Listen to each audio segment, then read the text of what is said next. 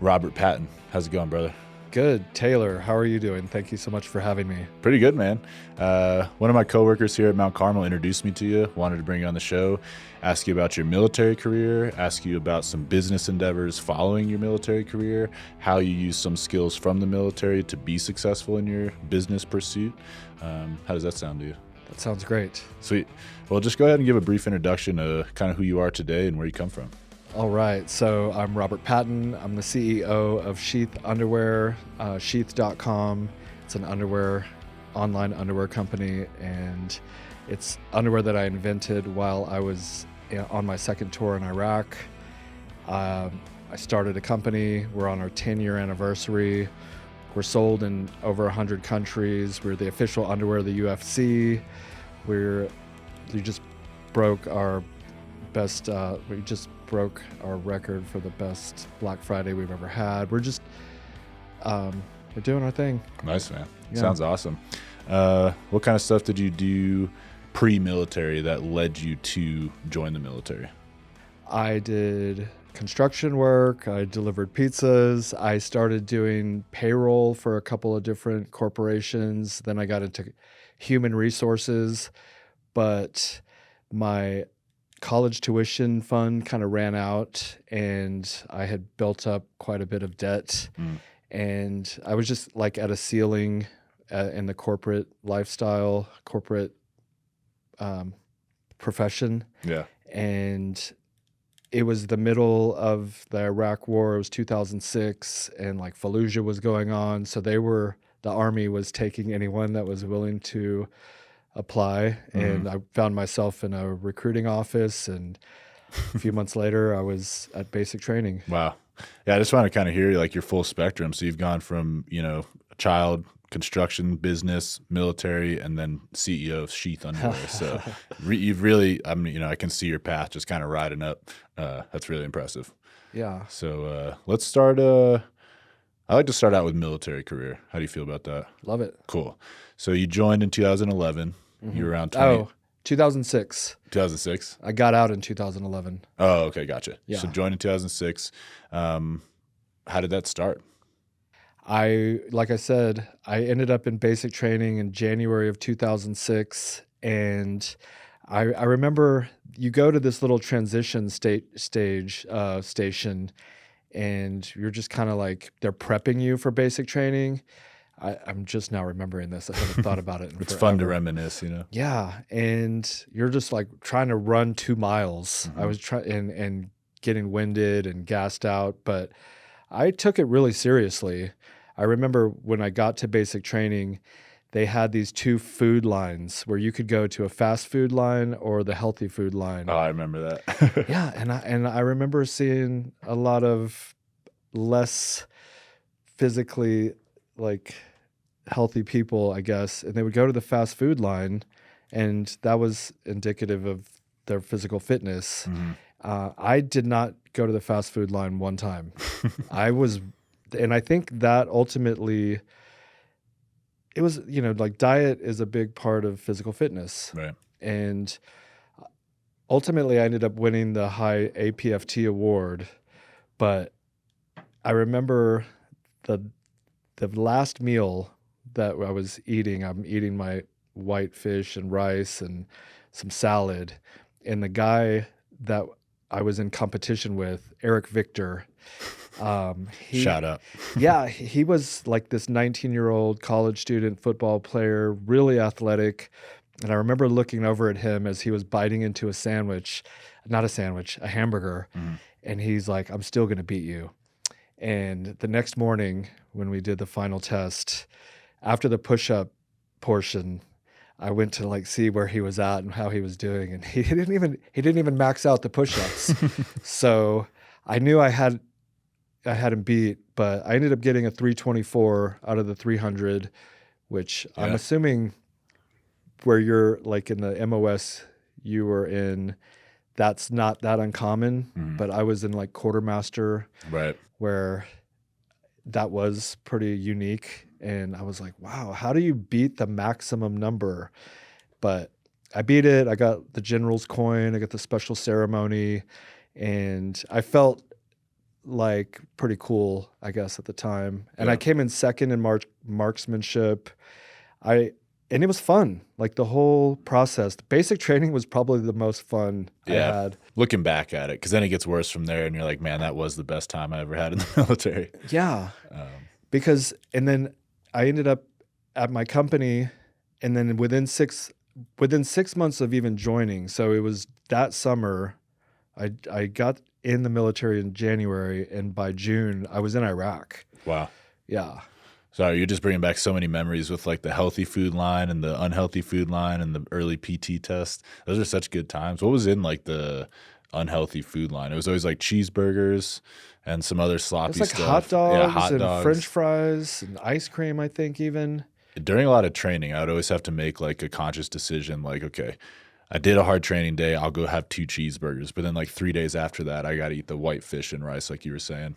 I did not cheat one time because Nice. if you look at me, I'm 5'7", 150, just very average physical fitness capabilities. And so I had to use every tactic I could to Right. achieve my, be the best you could be. For sure. Yeah. Yeah. Diet's a good place to start. So shortly after basic training, you found yourself in Iraq. How did that process go?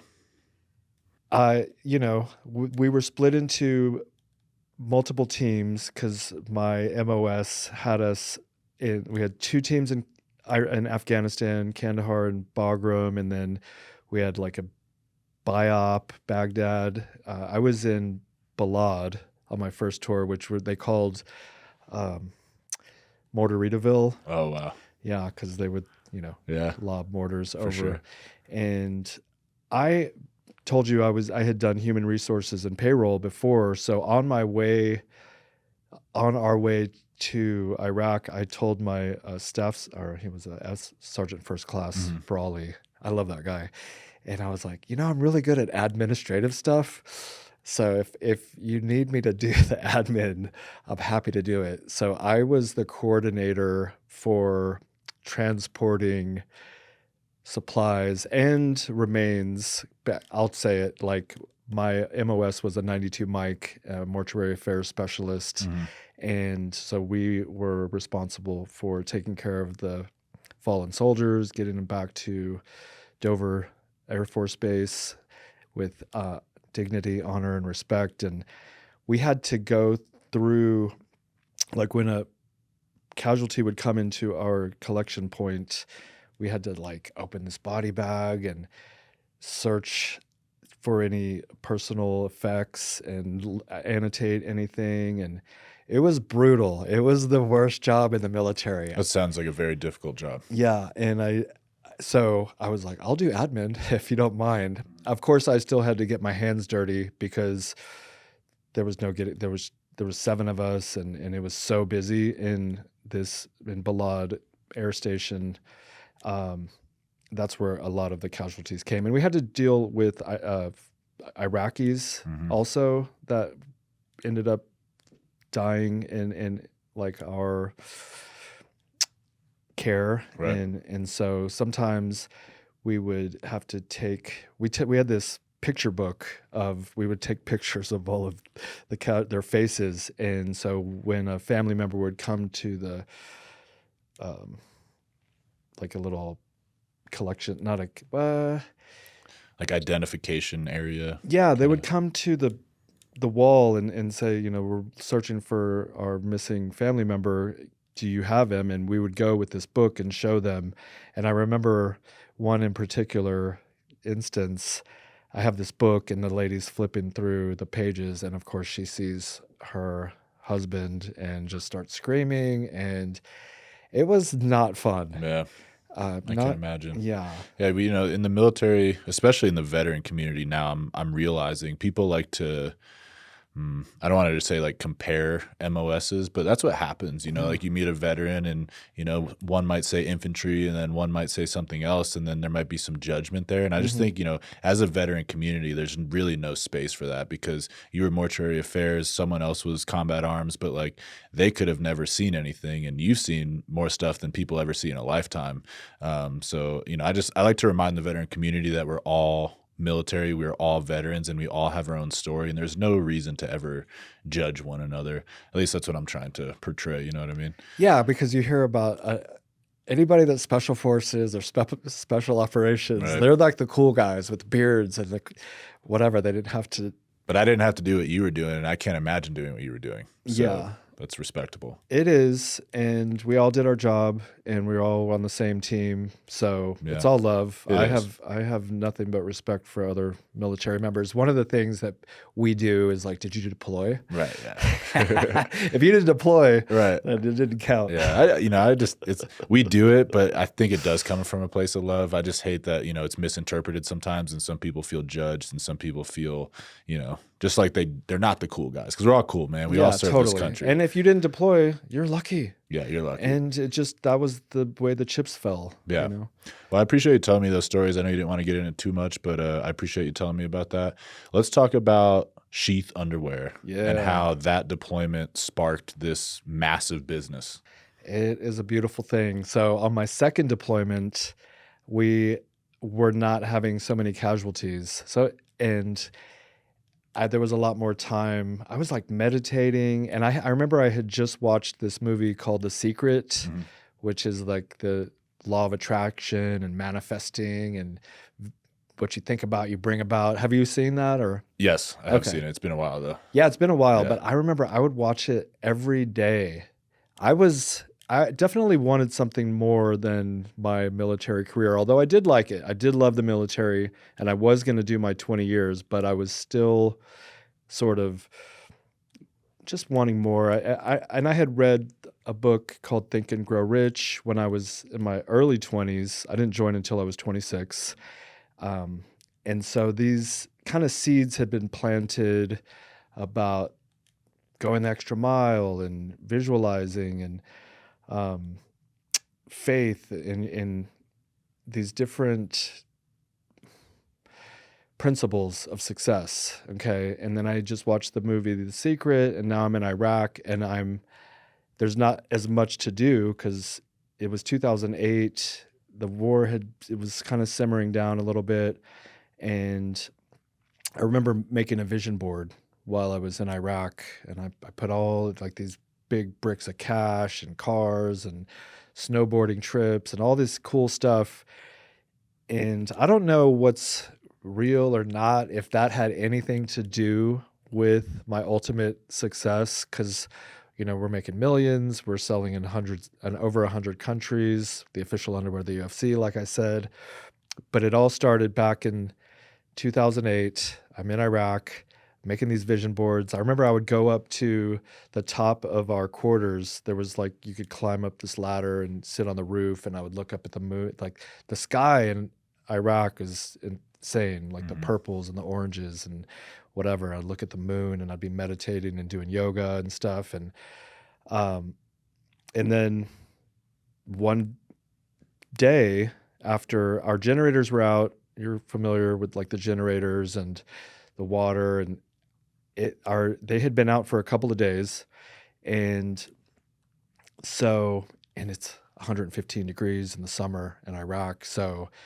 And as a man downstairs, if you can't shower, things can get a little grimy. And I mean, you can kind of like wash yourself with hand towels and the wipes and whatnot, but it seemed to be creating more discomfort ultimately. And I remember I got all my gear on, and I was about to go to the wall, and I was just like feeling really uncomfortable. It was so hot, and it was like to the point where necessity is the mother of invention type scenario, where I was so uncomfortable that I thought to myself, what if there was a pouch on the inside of my underwear that would isolate everything and keep it from sticking to my leg, essentially. And that was like the biggest issue. It was just like grimy and uncomfortable. And so when I got back, I put a hand towel. This is weird, but I put a hand towel down my pants and like separated everything. And I was like, ooh, that was a little bit of relief. And then again, the thing with the pouch, like what if there was a pouch? And it just got me thinking, somebody has to have invented this already. There's no way I'm the first person in 2,000 years to have invented a underwear with a pouch in it. So I go online and I start searching pouch underwear, pocket underwear, and I could not find anything. It's 2008. And so because I couldn't find it, I was like, well, I want it. I'm going to make it. Mm. And so I went to the PX. I got some, underwear. I got some, and I drew out some sketches, and I took the sketches with the underwear to the tailor, which were the third country nationalists, like the TCNs, and they didn't even really speak English. So when I showed them the drawings and told them what I wanted to do, they were like kind of laughing at me.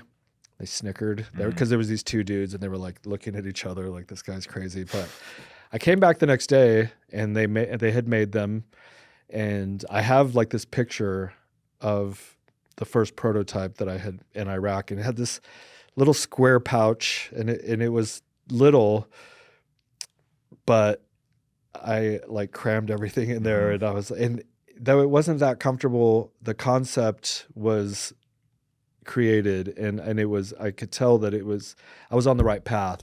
Right. There was some adjustments that needed to be made. I wonder if those, I know like exactly what you're talking about, the little sew shops on deployments. I wonder if they have any idea what they created. Probably not, huh? Yeah, I don't know. We sell in all these countries and in India, and I feel like they were from India, but I have no idea where they were from. But they are probably oblivious that they made like this $1 billion idea. Like people think maybe they think we're this small company because if you go to our little shop in Woodland Park, people will walk in our little shop and think they feel sorry for us because they don't really even know that it's mainly a warehouse. Mm-hmm. We just so happen to have a storefront. Yeah. It's mostly online based ordering. Oh, yeah, for sure. So how did you, so you got this prototype. Did you have like buddies on your deployment that were kind of hyping you up and testing this stuff out? A couple, Diaz, Esteban, my boy, and everyone was supportive of the concept. When I would tell them the reason why is to basically to keep your balls from sticking to your leg. I try to walk around that and be politically correct. I don't really know how to say that. That's just the fact. Yeah. And I remember getting back to the garrison and back from deployment, and I immediately bought a sewing machine, and I immediately started altering all my underwear, and I started making prototypes for my friends. It's weird because your closest friends are the ones who are like the ones they don't support you, and they kind of try to talk you out of it, or they're like, it's not that good. But just acquaintances would be like, yeah, dude, I could totally see how that would be beneficial. And I remember I was about to go on my third deployment, and we're going to a field training exercise, and we're out there for weeks, and I had all my prototypes, and then you really don't shower. I mean, they have those pop-up showers, but I didn't really use them. So it was like 2 weeks in the field, and I was like, this works. It's keeping everything cool and less grimy and comfortable. So I knew I was onto something, but I was still kind of on the fast track. I had made sergeant, and I was actually putting in an application for special operations, and I figured I would do 20 because you don't really think you're gonna get out of the military and start a business, right? Because it's unrealistic. But the more I talked to other guys, and I remember my brother in particular, who is part owner of Sheath, he was this teenager. He was an ROTC, and he was like, we need to do this. You have to do this. And I used the description like he had a cattle prod, and he would just keep prodding me like, we have to do it, do it, do it, do it. And finally I was like, okay.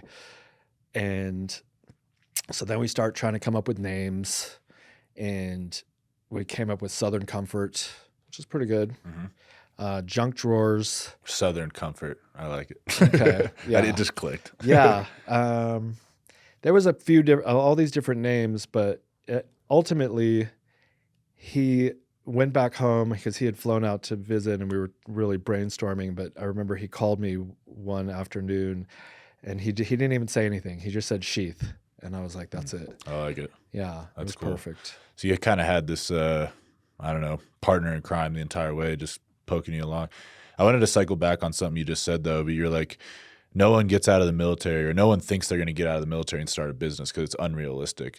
My hopes with having people like you on this podcast is to show that it's not realistic and it's actually encouraged, because I feel like the military teaches you the discipline, the work ethic, and how to have your own set of morals that align with creating a business, pursuing something from start to finish. So this is a great story. Back to your what did you call those boards, like your vision boards? Yeah. I want to talk about that for a second, because I don't think it's stupid. I think it probably did have something to do with your success, but I think I've noticed this about myself. But if I'm thinking about negativity, maybe I'm scared to do something, or I just have this very negative outlook on something in the future, between now and that point, I will find things that align with that negative thought. Mm-hmm. It's almost like that happens subconsciously, because you're thinking so consciously about this negativity that subconsciously you're like aligning with that in a way. So I think, with a vision board, as tacky as it sounds, like you could have a piece of poster board in your office with stacks of money on it, but I don't know if that's now like your unconscious belief is I'm on this path to success or whatever. I think you probably were looking for ways to reaffirm that on your path. So let's just go with vision boards are the reason you are where you are today. It definitely gives you a direction, and it makes you feel good. When I would look at it, I would get happy. And seeing all this cool stuff, and it does create maybe subconsciously the potential possibility that you could create something that's unrealistic to most people. And if you're thinking pessimistically, you're probably going to get that. Whether you think you can or you can't, you're right. I've heard that. For sure. So just believe in yourself. Faith is one of the principles from Think and Grow Rich. And it's not like necessarily faith in Jesus or any other God. It's faith in yourself and faith in your potential and faith in your goals. Like if you believe that you're going to be a champion, you're much more likely to get at least close to that level than if you don't think you can. Yeah. The mind is a powerful tool, and we don't fully understand it. And if I will visualize even my day, if I wake up in a bad mood, my day typically goes like that. But if I during my meditation, which I meditate daily now, I try to portion out a time during that meditation to just visualize my day, and I'll visualize myself like laughing and high-fiving. And my day usually goes pretty good. I like it. Yeah. Yeah. I think like when we have this idea and the idea is not our current reality, like you wanted to be, CEO of SHEATH Underwear, like in order to actually change that reality, you have to do everything you can now to visualize that reality. So whether that's meditating and visualizing it in your brain, whether that's journaling it and you're writing it over and over and over, whether it's a vision board with pictures of it, you have to create all these like alternate forms of the reality you want. And then the end product will be that. So I'm always trying to brainstorm like more ways I can visualize where I'm going. I don't think I've actually used a vision board though. It's fun to make. I'm going to do one again on the 1st. We do one like New Year's Eve, my wife and I. And one thing is when you're visualizing it, supposedly in these principles, you're supposed to feel what it would feel like to be there, because now you're mixing thought with feeling, and there's some level of magic involved, and I don't know about it. That's why I say I don't know if it's real or not, if it's just a coincidence that I was doing those things and all this stuff happened. I do work hard. I did take a lot of the principles that I learned from the military once I started SHEATH, one of them being leading from the front, like as a sergeant. We're not in the office writing out the plans. We're down there and our hands are getting dirty with the soldiers typically. And I still utilize that method of leadership to this day, almost to a detriment. I think there's a point and a level of, the growth of a company where you do have to stop doing orders and stop mopping and stop, or at least back off a little bit, because a lot of my time is spent with the soldiers in the front lines, metaphorically on my team Right. At Sheath, and it takes away from some of the other higher level CEO decision making. So you still like being in it with your guys, Yeah. working, because that's how you lead by example, as far as I'm concerned. Like, you could be the guy up here, but if you're not working and showing the guys down here that this is how we need to do things, I don't know. That's how you're building a family. I'm sure Sheath, all the employees are very close, it sounds like. It is. We That's are. awesome. Yeah. So tell me about, the moment when you were like, I have something here. Let's push the gas on this. We're going to make this a, I don't know, nationwide company, now a global company. How did you make that decision? Well, we started once we came up with the name, created all the social media accounts and the website, and I did an initial production I had inherited $70,000 and I wasted 65,000 of it on I don't even know what, nothing that still exists today. Yeah. It got you here though. Well, that last $5,000 was spent on an initial production, which was rushed and ultimately ended up setting me back 3 years.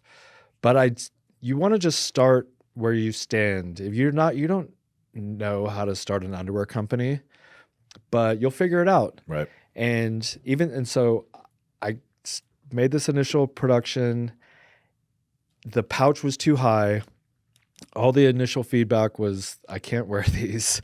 And I was at a standstill. And at that point, I was actually still in the Army. This was 2010.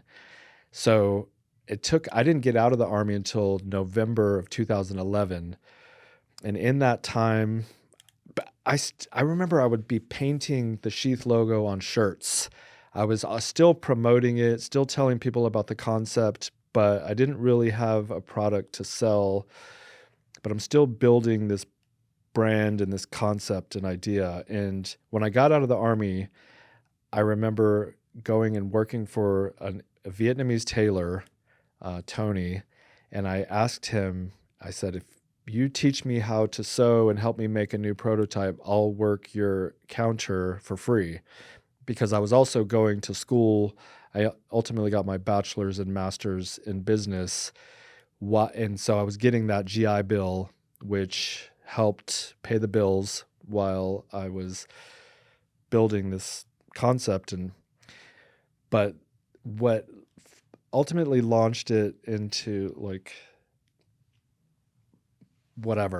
into a real business was a Kickstarter. Have you heard of a Kickstarter? No. What is that? Okay, so Kickstarter is a crowdfunding platform where you present your concept to this group of people who are potential investors. But they're not really investors. They're not going to own your company, but they're pre-ordering your product because they want to support small businesses, entrepreneurs trying to develop a concept into reality. And so I was working for Tony for a year, and we developed a new prototype, and it was nice. We took pictures of it, we put it online, and you set a goal, and the goal was $10,000, and we ended up making $13,000, which was enough to make a purchase order. And so we collect all the individuals. I think there was 300 people. We take that bulk and buy a bulk order, and then we send everyone their underwear. Right. And you're still doing all this out of this Vietnamese sew shop? It was out of our living room, Okay. But that's where this Vietnamese sew shop was just up the road. Okay. But that's where all the production was happening.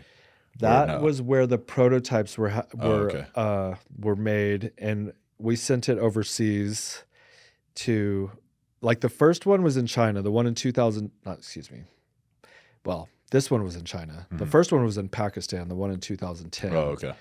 And because there's not a lot of manufacturing opportunities in the United States. I do recall when I was first trying to figure out a production company, I called this manufacturer in North Carolina, and they did manufacturing for Jockey, and they're doing millions of pairs a year or whatever.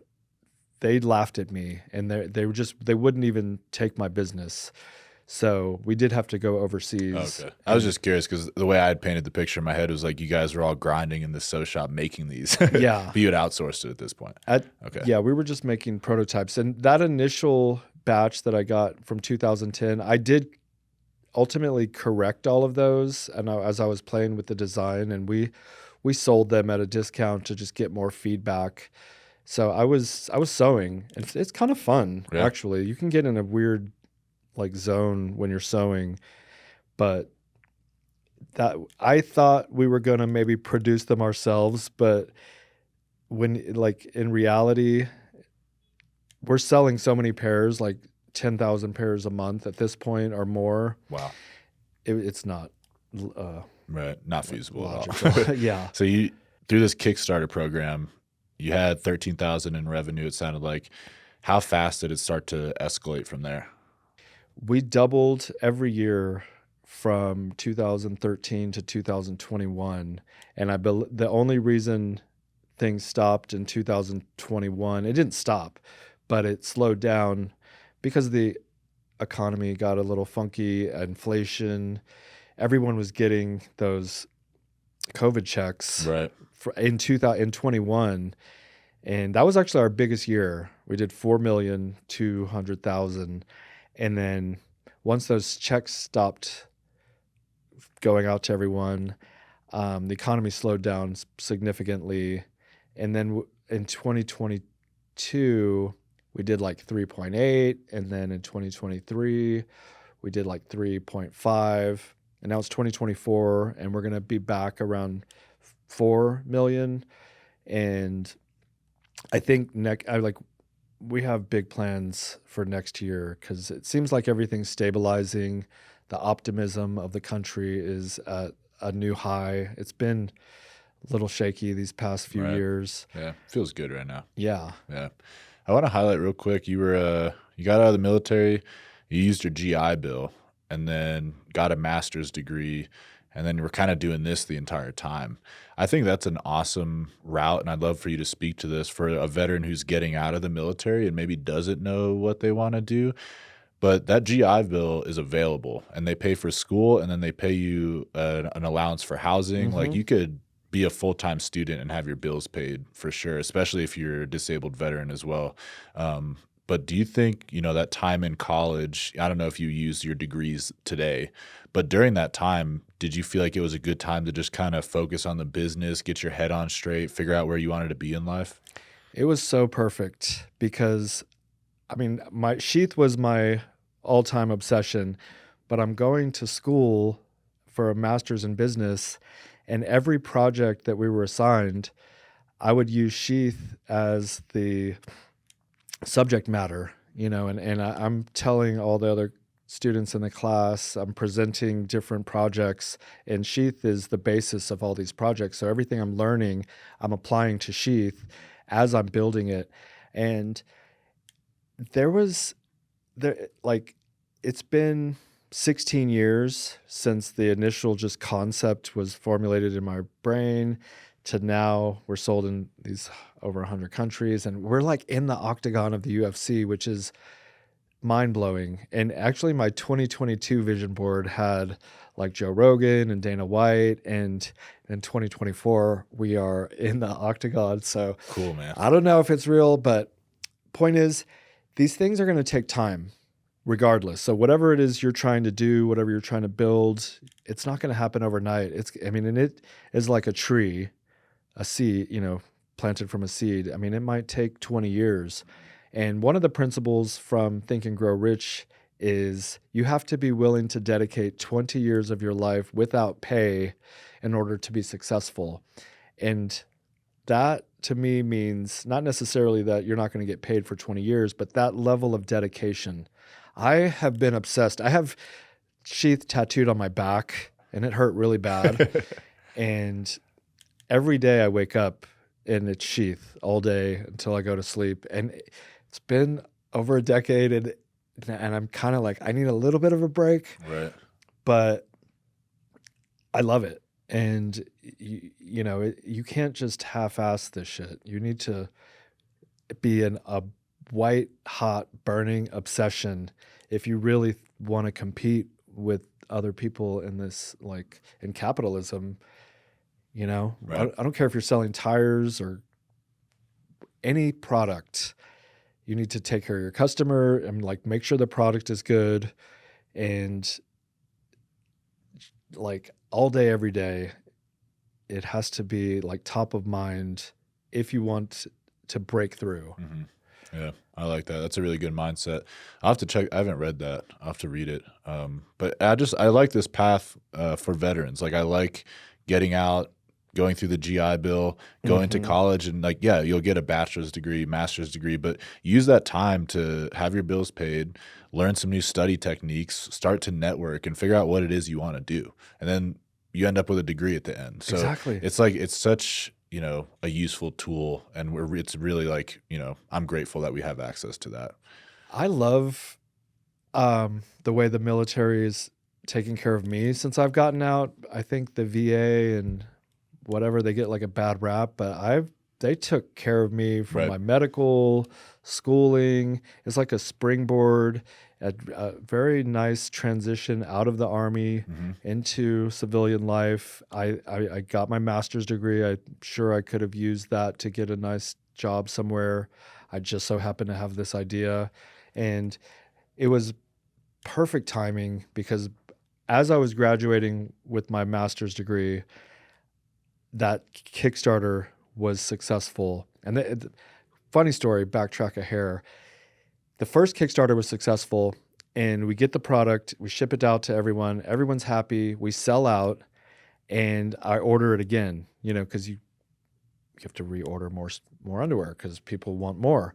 Well, on the second order from that same manufacturer, we get the product, and it was like the underwear were all mangled. I don't even know why they sent them to me. I couldn't sell them. And this is 2013. And we have customers that want it. And I can't in good conscience send them this product. And so now we're kind of like back to square one. And this is another thing of business. You're going to run into obstacles. You can quit or you can figure it out. Yeah. And so what do we do in this scenario? You don't quit. That's number one. Once you quit, it's over. But what do? I like have this product I can't sell. I sent them all my money. I don't have any more money.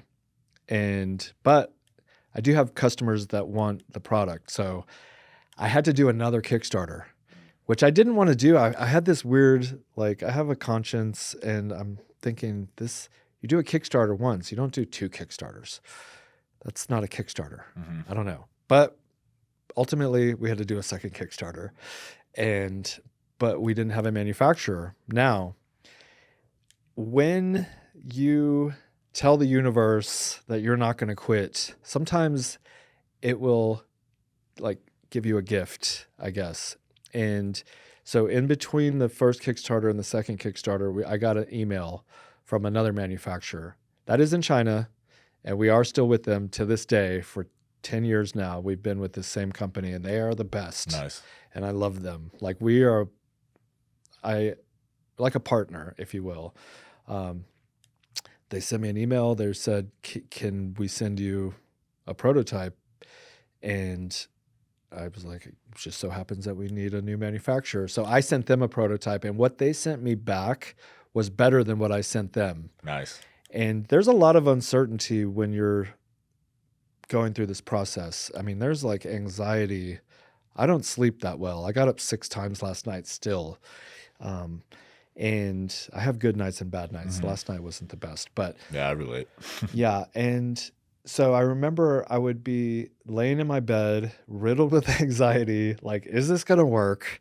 And I remember going to my closet and grabbing that prototype and putting it on, and they're so good. You have to try sheath.com. Go there. They're kind of expensive, but they're worth it. Yeah. And I just remember I would be washed over with relief. Like, I know this is going to work. I used to cry actually of joy. I was like, this is so fucking awesome. These underwear Right. are so good. I love them. I'm wearing them. I wear them every day. And I know that if I like them, other people are going to like them. Maybe not everybody. And I know not everybody, because some people tell me they don't like them, and Right. that's fine. But there is a portion of society, I would say a good third of men. We do have a women's line now. Nice. Also, but that love them. I mean, we have guys that spend a lot of money on this underwear, which I'm very grateful. We do have a lot of discounts with, like, especially for veterans, but Real quick, I want to tap into that emotion Please. you were feeling when you said, like, you didn't know if this was going to work, and then you tried them on and you just knew. Tell me about that feeling, how you just knew this was going to work. Because I feel like people may go through life and never feel something like that. Something where, like, you're just so passionate about it that you literally can't give up. So tell me a little bit about that feeling. it was just this confidence, because I believed in the product so much.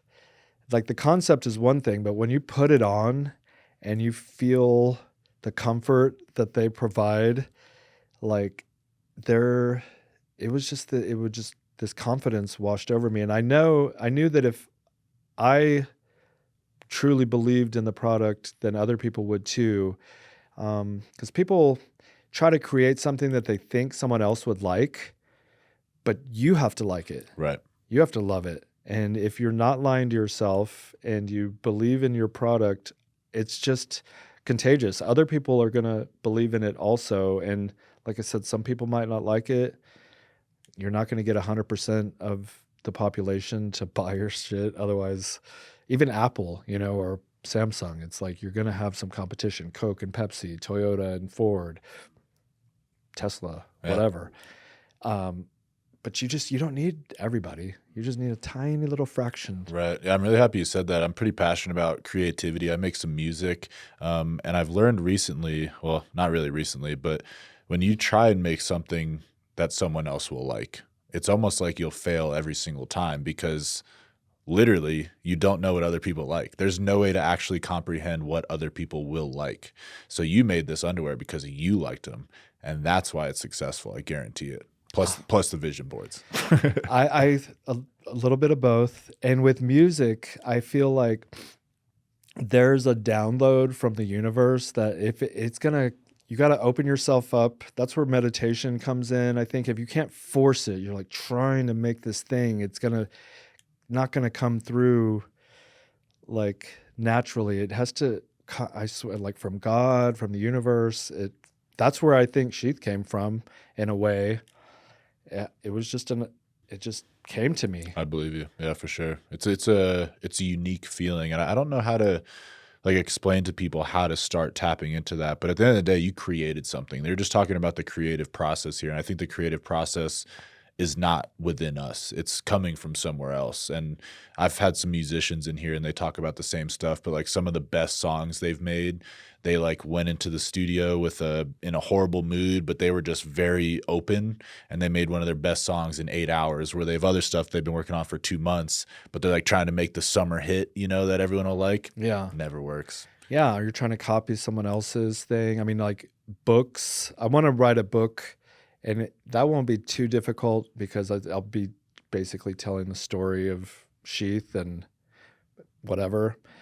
But I know, like, I've talked with other authors and I've just listened to them on podcasts, and it's like flows through them, and they're just trying to type it out as fast as it's coming through them. They're not trying to make it. It's like happening. Mm-hmm. It's very strange. Yeah, it sounds very spiritual, but it's like the creative source is out there, and we're just a tool to create it. And it's like I'll get real spiritual. If the universe needs something, it will create it, and we're all just tools on this earth to create it. But like the universe is just this creative process. It's like this unfolding of creative energy, like a rose opening, I like to describe it as. But I like you that. know, an apple tree produces apples. How does it know to create those apples?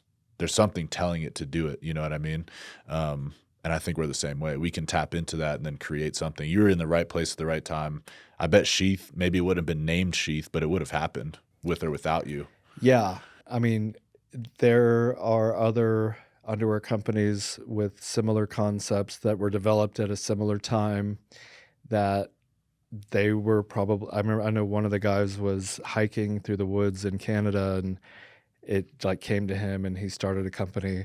It's called Saks. You could try Nice. them. They're pretty good. They're all right. Is that like a competitor or like Yeah. yeah, for Yeah, sure. they are. And they're our most successful competitor. We are, Saks. yeah, it's SAXX, but it's a clever play on words. Right. And there's Two Under, Beneath, like there's a lot. There's actually 100 different pouch underwear companies now. We did like this mining or whatever online, trying to research all of our competitors, and we could not, like, there was so many of them, and we have this huge spreadsheet. But we started it a decade ago, so we have that kind of time because we started before them, Right. and we're like, our brand recognition and strength is up there. Right. Because they're like, and a lot of them are these Chinese companies that they don't even have their own website. They just sell on Amazon. But I respect our competitors, the bigger ones. But a lot of these, like Hanes and Tommy John and MeUndies, they're like, they weren't pouch underwear, and now they're creating like a pouch line. So it's getting competitive. See, there was a need for this. It sounds like you were the first one to feel that need, though. Yeah. Based on your own experience with sweaty balls in Iraq. Exactly. Yeah, that's awesome, man. Well, tell me about, today, UFC partnership, things like that. You're huge now. It's a beautiful thing. It was October of last year. I got an email from Kia, from the global partnerships team at the UFC, and I get so many emails that I literally just like, I scrolled past it because I was like, there's no way that Right. the UFC is messaging me.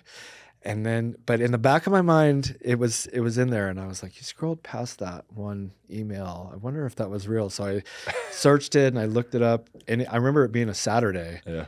And I'm like, this looks legit. And so I called the number. Actually, I guess I emailed back. I didn't hear back from him, and then I ended up calling him, and it was on a Saturday morning, and he answered the phone, and he was like waking up groggy from like a bachelor party or whatever. Those guys are living it up. The UFC team, they're so slick and smart and suave and like professional and cool dudes. They've taken care of us. They've been so cool to work with. But it all started with like that phone call, and then we did a test deal for a fight night, and like by November of 2023 we're in the octagon, and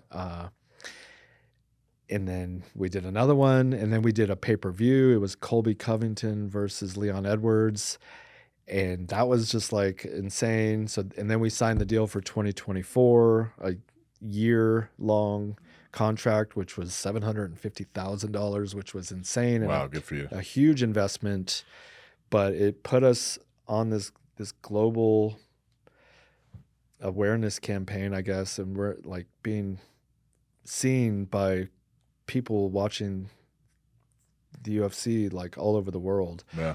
It's surreal. So you've painted this picture now, how huge you are.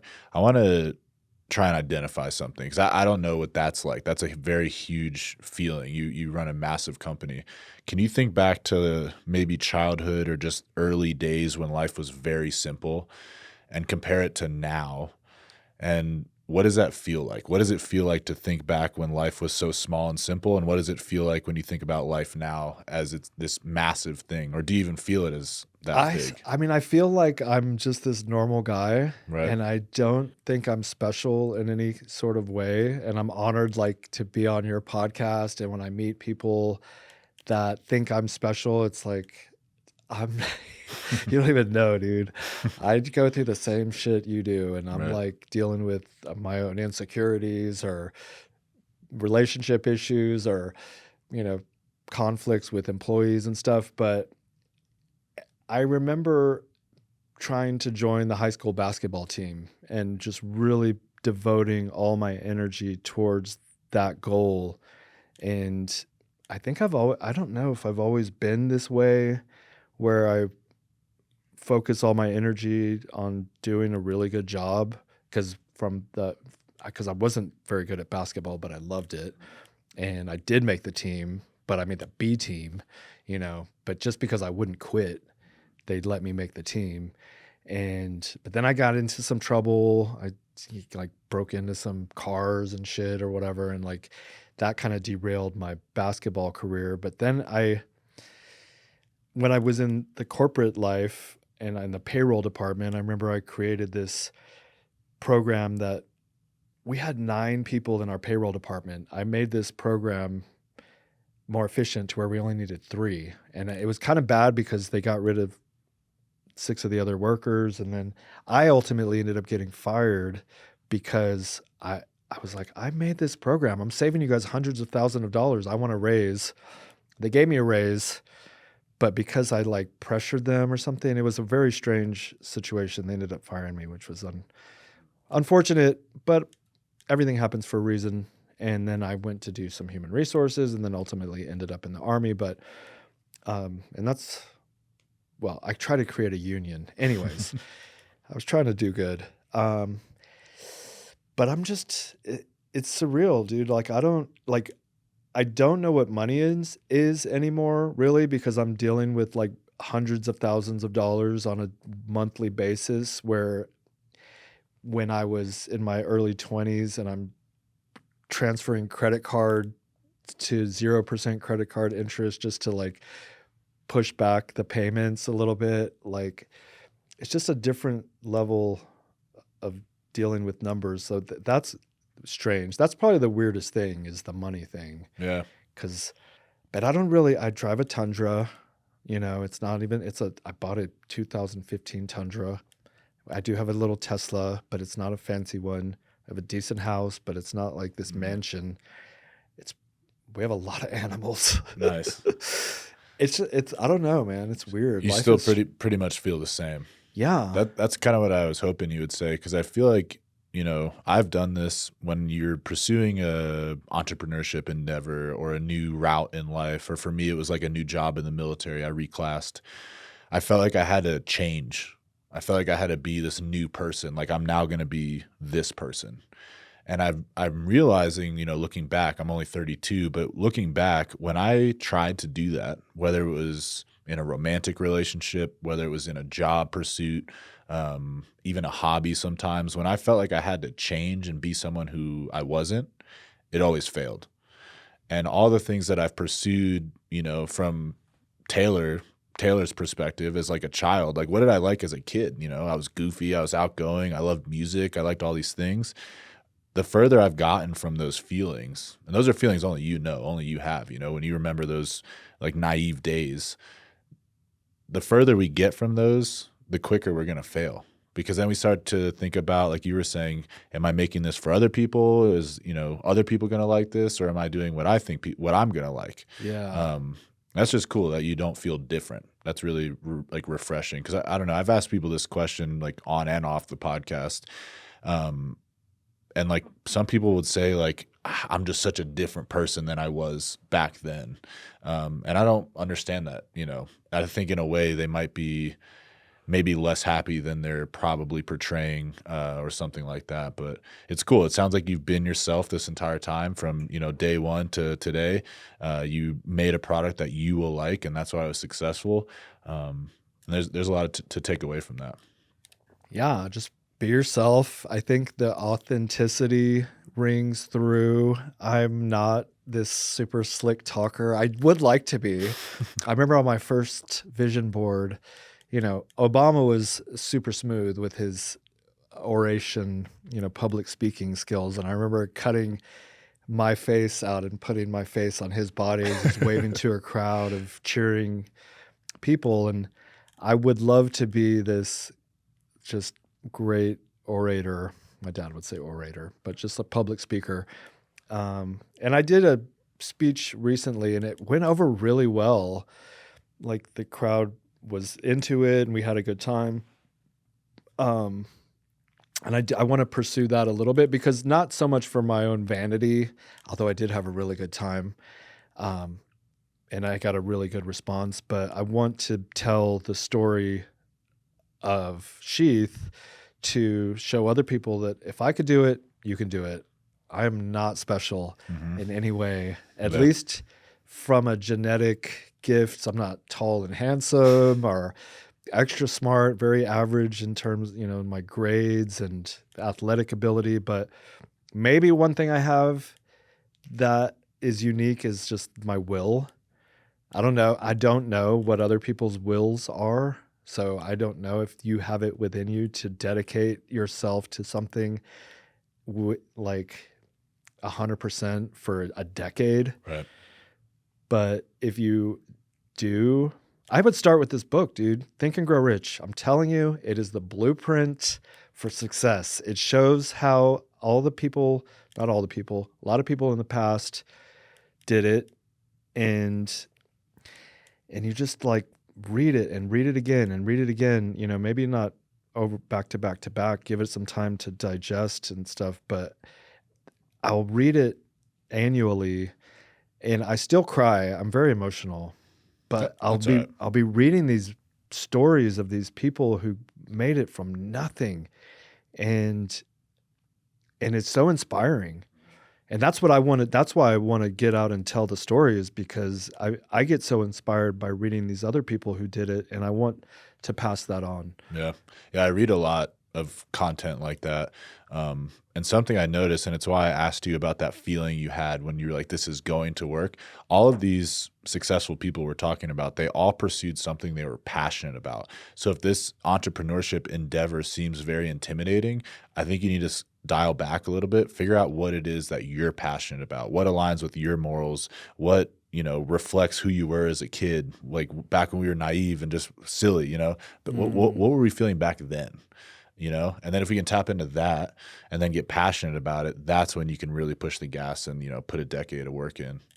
Right. I mean, I put a decade of work towards being in the NBA, and there are some limitations, right? And the universe was not jiving. I kept getting injured, rolling my ankles, and not to mention I just could not compete against my peers on the court. I tried so hard.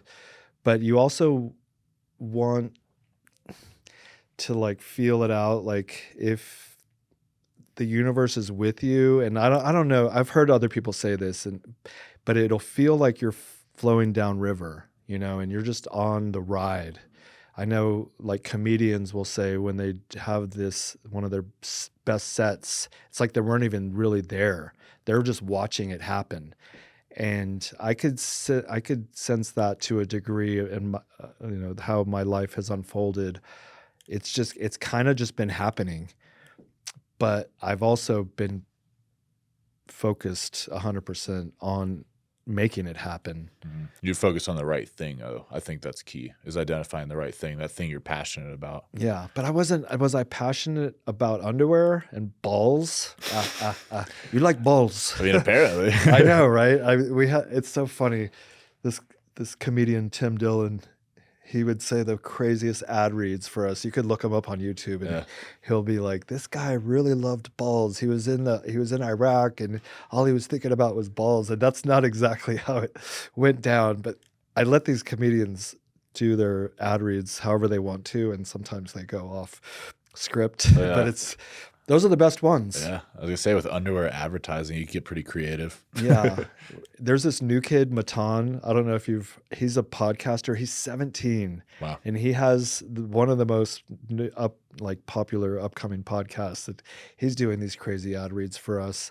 Because podcasting, I have a podcast, Robert Patton Global Podcast, and I've interviewed a UFC champion, and Michael Malice and Dave Smith, these huge podcasters, and they've been on Rogan. but it's so saturated. Everyone has a podcast. Yeah, that's true. So what does that mean? You got to break through somehow. And I do it for fun. I do it for practicing my communication skills, and I enjoy it. Like, my phone is off. We've been rapping here for I don't know how long. Yeah. And when do you get to do that without all these distractions? Yeah, I tell people that often. Like, I almost crave coming in here, shutting the door. It's silent in here. It's soundproof, and we can just talk. We can do whatever we want.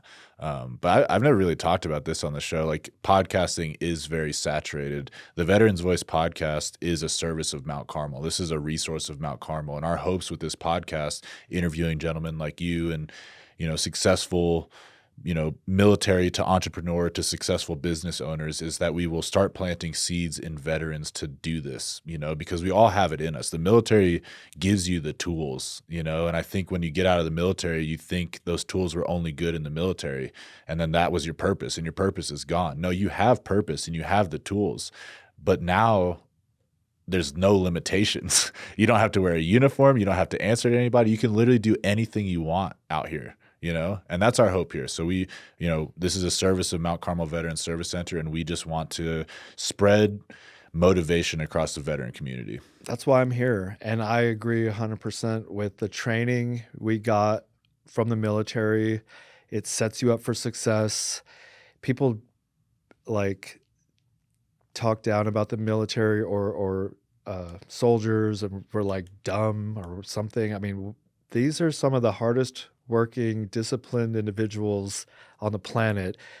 Very few people can even qualify to get in the military. And those that weren't supposed to be there wash out. And those of us that got, honorably discharged and did our time, take what we learned as a springboard to catapult you above other civilians. I mean, they don't have the training that we've had and the challenges we've gone through and overcome. You're competing against your peers in a setting that is controlled, that you find out what you're made of. And I fucking loved my service, and it was an honor, and it made me a man. I was a boy. I was immature, and I was 26. Yeah. And that's when I shifted, and I realized, I can do something. Anything. Yeah. Yeah. Yeah. I joined when I was 18. I was the definition of like a mommy's boy. And I show up to basic training, and there's gang members fighting. They're from New York and he's from LA, and they're fighting in the Bay. I'm like, what the hell is going on? And real quick, I learned what the world was about, Yeah, the military was a great experience. I want to ask you a few more questions. Love it. What would you say to a veteran who's maybe getting out of the military, just got out of the military very recently? He's on a business endeavor. He's pursuing entrepreneurship, but he just feels stuck. How would you kind of get him on the right track? Take a breath, pause, reflect. Don't force it. Honestly, transcendental meditation has changed my life, and I love it. It's tm.org. I do it every day, and it might not be for you. And if that's not for you, that's fine. Maybe, just exercising, running used to be my meditation. All the answers would come when I would go on a run. And if you have a complex challenge you're trying to find a solution for, you have to kind of get out of the way. And I would either run or meditate now. And a lot of times the answer is don't play video games, although I do like Call of Duty. I've been playing lately. Nice. It's like as an escape, because I've been so busy. Right. But if you're trying to start something, that's not the time to play video games. Distract yourself. Yeah. this book, Think and Grow Rich, as I'm reading it, and still to this day, I'll read it and new ideas, new inspirations will come. Listening to other people that have made, something, a success out of their life, also it's inspiring. And if you see other people doing it, it can open up ideas. I mean, like confidence, potential, that if they can do it, I can do it. It's all, I mean, it's about like ideas, but then I guess at the end of the day, you got to start. You got to just, and you're not going to know what you're doing, but you'll figure it out along the way. And if it is the wrong thing, like if you're trying to be in the NBA and you're 5'7", white and slow, you start moving in that direction. The universe is going to kind of like correct you. You're not going to make it. It's just not going to happen. Right. But that hard work and effort will not be in vain. It will be transferable to the new path. So just, start. Yeah. Yeah, I like meditating and running. It's the same idea. You need to understimulate yourself so that you can think about shit. And we get really caught up in, this meditation and yoga and like there's all these, systems. It's all the same thing. You need to understimulate yourself when you need to think through a problem. Yeah. And we live in a world where we're overstimulated 24/7, and you have to go out of your way to understimulate yourself. Put your phone on silent, go into a room, shut the door, turn the lights off, and just listen to yourself. I've heard a lot of, I've run before, but running has never been a therapeutic experience for me. I'm 6'2", and I just feel very clunky when I'm running. But you have to understimulate yourself. I feel like that's the key takeaway there. Like, you don't have to be a meditator. You don't have to be a runner. You don't have to be anything. Just sit down and turn some stuff off and think about it. Yes, and like if you have just a notepad, that's so perfect what you just said. Turn the lights off, shut it, like turn your phone off, no distractions, and just sit there in silence. And answers will just start coming to you. 100%. It's weird, and if you have a notebook, start write the stuff down. That's coming to you, because those are the answers you're looking for. Yeah. I think, just in society, like we're all attached to these devices. We all have FOMO really bad, fear of missing out. Like we're going to miss a notification. We're going to miss an email. Well, it might be from the UFC, so it's actually probably a good thing. Yeah. But like we just have constant FOMO. But I think the FOMO, resides actually within ourselves. And if we just remain distracted because we're fearful of missing out on what everyone else is doing, we're missing out on what we should be doing. And that's my fear. My FOMO is I'm not going to rise to the occasion that I was supposed to do on this earth, So my FOMO is not what everyone else is doing. It's what I should be doing. Yeah. But I try not to worry. Like, social media is toxic for the most part. Especially, it depends on your algorithm. My YouTube algorithm is decent. A lot of motivational entrepreneurs and whatnot, but my Instagram is just like butts and like, I don't know, a lot of things that you're in the balls business. So yeah. And it's cool. Yeah. If you go to our website and you go to our Instagram, a lot of beautiful people on there, but it's not realistic, and it makes you kind of feel bad about yourself sometimes. You're like, all these beautiful people and I'm hideous or whatever. Right. Something's like, this is not healthy. Anyways, that's another tangent. Yeah, I would love to get some kind of social media expert in here, because I haven't had social media in over a year. It's been the best decision I've ever made. I do feel a little bit detached, but in a way it's like I feel free. And then I get around people who are very clouded with social media nonsense, and I can tell, it's kind of sad to watch. Yeah, I don't get on much, but I have like a group text with a bunch of my friends, and that's another thing. Here you go. Mastermind group. Get a group of people who are trying to make something of themselves. My particular group just so happens to consist of other business owners.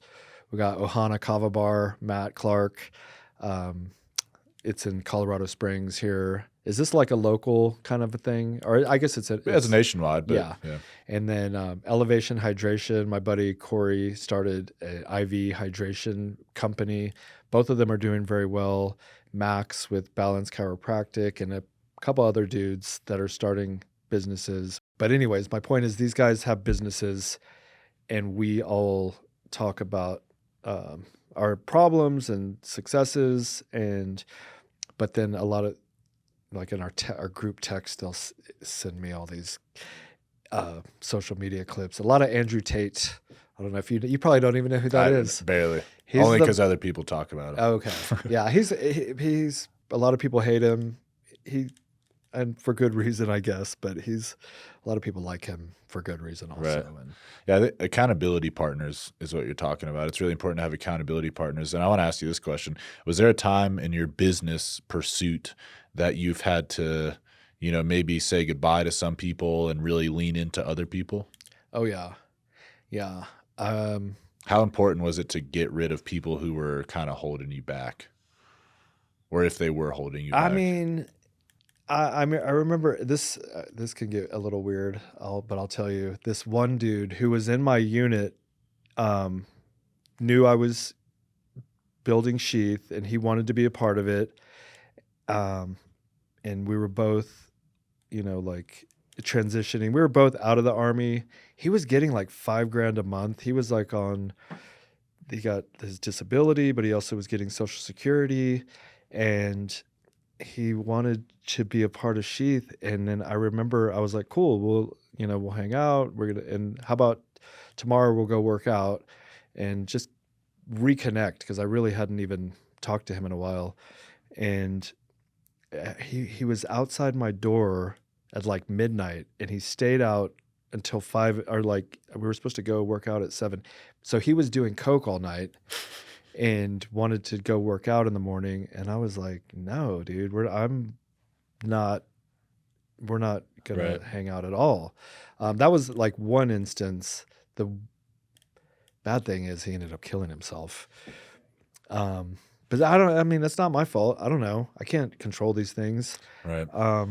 But R.I.P. Pope. And then a lot of my friends from back in the day, they see me doing big things and they want to be a part of it, and I want them to be a part of it, but I can't, because you just got out of jail after 20 years or whatever. Like, we were friends in high school, or even my quasi-successful friends. There's just not enough room in the business to like just let all your old friends in, even if you want to. Like, that's a lot of people. Like, you just used to be friends, and then you haven't talked in a decade, and then they come out of nowhere, and you're like, I would love to, but we were up to some shenanigans when we were hanging out, and I'm not about that anymore. I'm trying to move in this direction, and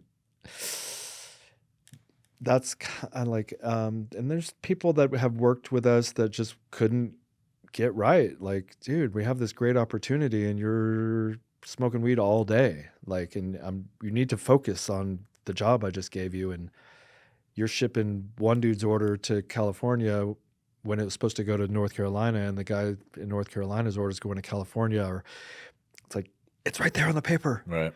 Focus. And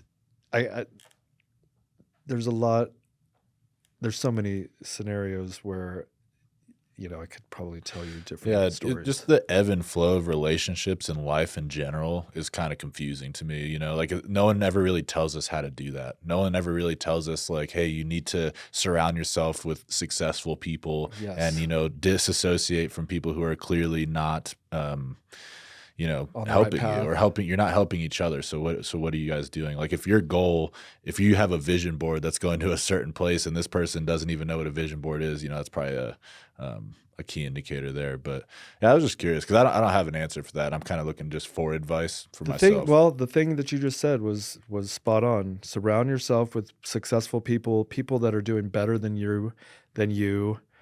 Some people want to surround themselves with people that aren't doing so well to make themselves feel better. Like, that's common. In comparison, I'm kicking ass compared to this dude, but you want to surround yourself with people that are doing better than you, so it gives you something to like achieve a higher level to rise up to.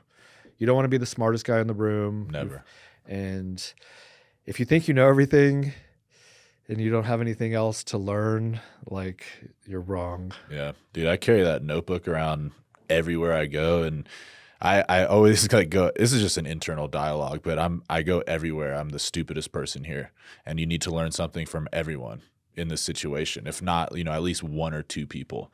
I just think it's beautiful to go into every situation, tell yourself you're the dumbest person in the room, and then learn something. It sounds like you've done that your whole life. Yeah, my dad told me I was smart. Nobody else really has told me that, but I'm not like Elon Musk or these guys like Jobs, or I'm just regular old Bobby. Right. And you can figure it out, Yeah. Well, this has been some good conversation. I like to wrap up with a story. The story can be in anything, but I just like wrapping up the episodes with a funny story or an emotional story from a time you were in the military that, just in the military. Well, I like to do it to, speak the veteran language, get some veterans who were listening, laughing at the end, or maybe just hit home with some of them. Well, let me do two stories. Sure. One military and one non-military, because the non-military one is probably better, and I don't know if I really have a good one in the military. I just remember being in basic training, and I expected to get yelled at and told that you're not going to make it and you're not good enough, and I actually fed off of that. I watched Full Metal Jacket, and I had a level of expectation, and it was pretty on par with what I thought was going to happen. But then I would be looking at some of my fellow soldiers crying because they were getting yelled at. And I'm like, did you not expect this? Like, you're this tall. I know this guy, he must have come from like a rich family. He was this tall, like, I don't know, this big black dude, but He was like very posh. And he was like, I don't know, he must have come from like New Hampshire or something. And he was getting yelled at and crying, and I just couldn't believe that he didn't expect that to happen. Right. So that's one. That is funny. Little scenario. I was just kind of like surprised that people didn't expect that. But here's a good one, kind of good one. Everyone knows Joe Rogan, probably. So as I was starting Sheath, this was 2012, right before the first Kickstarter. So I still had the old pairs from my first production. And I knew that podcasting was going to be big. Mm-hmm. And I wanted to advertise Sheath on podcasts, and who better than Joe Rogan? So I go to one of his shows in Austin, because I was in San Antonio at the time. And after his set, he did his full hour. He's doing comedy work. He's asking the crowd questions. This is my chance to throw underwear on the stage. Mm-hmm. That sounds a little bit weird. These are in the package. Where are you at? I know some places they do that. Yeah, it was still in the package. So, and I'm way up, kind of like not in great seats, but I threw the best toss, and it landed like right at his foot, and he picked it up. No way. Yeah, and he's like, "What is this? An Austin is Weird shirt?"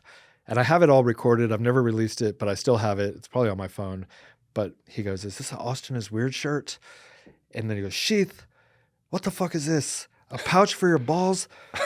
Why would you need a pouch for your balls? What are you trying to put weed in there? This has got to be the stupidest idea I've ever heard. Or $1 billion idea." Yeah. And when he said, or $1 billion idea, I was like, thank you. And then they blackballed me from, like, we've never worked with with Rogan.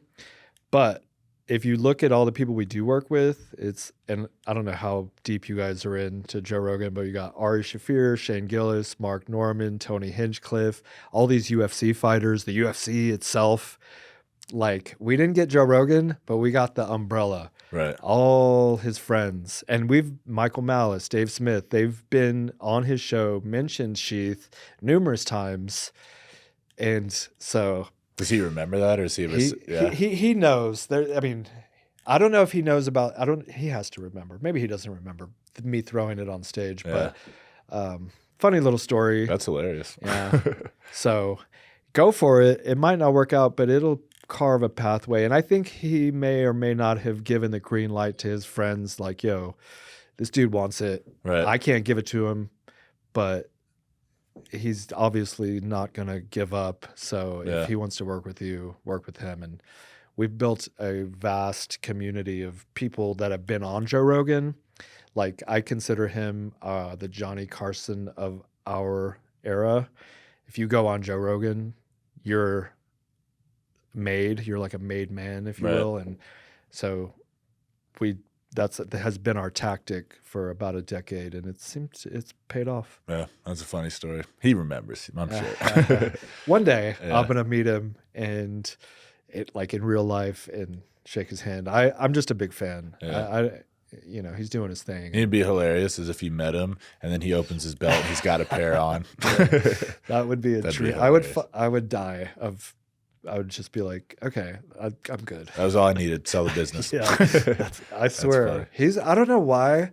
And I guess I got a lot of guys maybe are like me but whatever he says, I'll do ice baths. I do isolation tanks. I take on it. I do all the products and shit, except for MeUndies. Yeah. But it's funny, like Black Rifle Coffee or whatever he promotes. Typically, not everything. I'm not like completely insane, but a lot of the stuff I'm just a big fan. Yeah, for sure. Well, you brought a little gift. You mind if I open it real quick? Please. Let's see what we got in here. Okay. And then maybe we can open one and kind of give a tour. All right. That pears is cool to open, and I'll tell you why. Yeah, for sure. The donut design is actually based off of the drummer from Fish, which I don't even listen to Fish, but a bunch of Fish. It's a band. I'm sure you've heard of Fish. Yeah. Okay. So he wears this pattern on every concert. And so it's been a fun That's funny. pattern. Cool. Oh, I see. But if you hold it up or whatever. Yeah. It's just a fun little pattern. Typically we go for a much like we position ourselves between Versace and Nike. Mm-hmm. So that's not necessarily a great representation. But if you would, pull it I want up. to identify this, the patent part of this. Yeah. Pocket. Yep. Another pocket. Yep. It's very simple. Oh, I understand now. Yeah, it's not complicated. Gravity does the whole. I should have opened this before the show, put a pair on, and then did the whole show with a set. Yeah, we should have done them in our underwear. Yeah, I'm sure you're wearing some. Oh no, yeah, just the underwear. Yeah, that would have been that'd awkward. be funny. Well, cool. Yeah, I appreciate this. Got a couple pairs in here. A t-shirt. I appreciate it. The shirts are made out of bamboo. They're very comfortable and bamboo. Yeah, it's very soft, durable. I think of bamboo as hard. No, it's very. But good point. What's the other? We have modal cotton and merino wool. I guess you're right. I don't know what they do. I'm sure they pull something out of the bamboo. Yeah, it's a blend. Yeah. Obviously, it's not. Yeah. Well, I appreciate you coming on the Veterans Voice podcast. This was some good conversation. I learned a lot from you. I hope our viewers learned a lot from you. But what's next for Sheath Underwear 2025? How's it look? 2025, we've been planning out the year. We have a bunch of new designs coming out. We're starting a sock launch finally after a decade, which is a great for your feet. Yeah. I mean, it's a natural progression from underwear, add socks, because it's in the same category. They're already on your website. We are working with the Heroic Hearts Project, which is a men's mental health kind of foundation that uses psychedelics for veterans. And a portion of the proceeds of one of our pairs coming out is going to go with them. We're working with... There's this new MMA company or whatever, but they wear armor. They have, it's like medieval fighting on an octagon. So we're working with them. We're working with a local MMA company here called Battle MMA. It's out of Colorado Springs. we're just going to continue doing what we've been doing, but more efficient. We learned a lot from working with the UFC, and with the money, we've just learned a lot on how to manage our money better, because that just paying them was so difficult, like challenging, but we learned a lot in the process, and we're going to carry that forward. Yeah, that's what it's all about, learning from the process. Yeah. Cool. Well, I appreciate you coming on, man. Thank you for having me. Thanks, Robert. All right. Thank you, Taylor. Thank you, everyone.